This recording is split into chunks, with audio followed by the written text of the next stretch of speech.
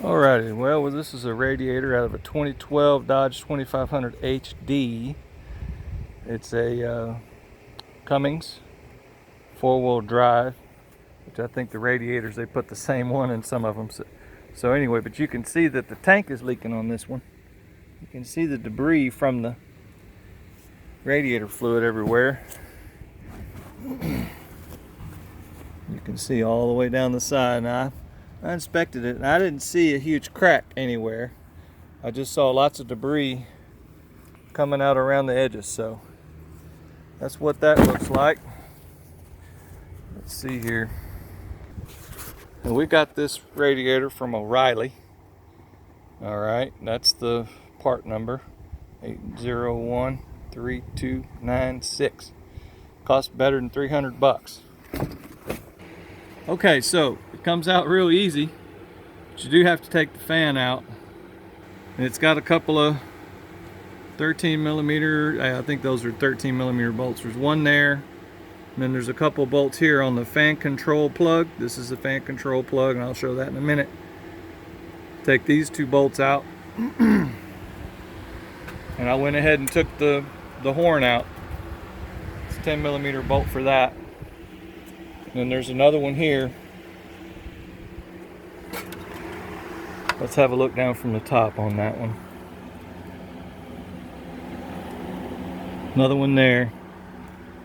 Alright, and so when you have to place that fan shroud in here slowly and put the fan back on. But the issue is with getting this radiator back in is clearance. The reason why you have to pull the fan is because it has to move out. And it's going to move out right here and get real close.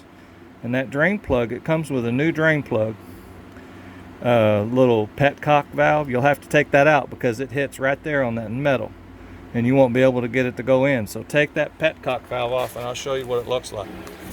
That's what that little petcock looks like, this little guy right here. Take that out, okay? If you go crazy with this thing and try to put the radiator in with this on there, you will snap this little guy off and then you'll be having problems. So we don't want to have problems, we just want it to be simple.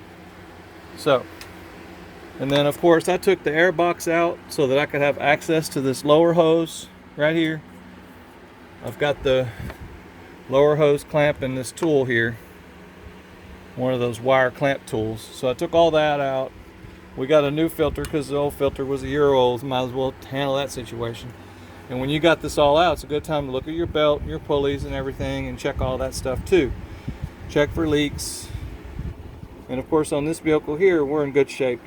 It's really clean, so don't have to mess with any of that stuff. So let me have a look at that fan. We'll see, check it out. Alright, so this is the fan shroud here, and it just slides in. These two little tabs slide in and you got a couple of bolts that hold it in. It's pretty simple. And before this fan shroud will come out, across the bottom, you see these little holes here. There's like a piece of tar paper or some kind of air dam that goes across here. You'll have to pop that off. Now this is the fan. It's a big giant fan, and I just used an air chisel and buzzed it a couple times and it come right loose. So that's what that looks like. Here's the plug. This is what this plug looks like, and it's difficult to get to, but you'll have to push it right here to get it to release. But it has two bolts that bolt this in, and then that's it. It's not too bad of a deal. I figure about maybe an hour and a half of work. It has a whole bunch of antifreeze in there, so you'll have to buy 4 or 5 gallons of this GO5 type antifreeze. All right, take it easy. Have a good day. Please subscribe.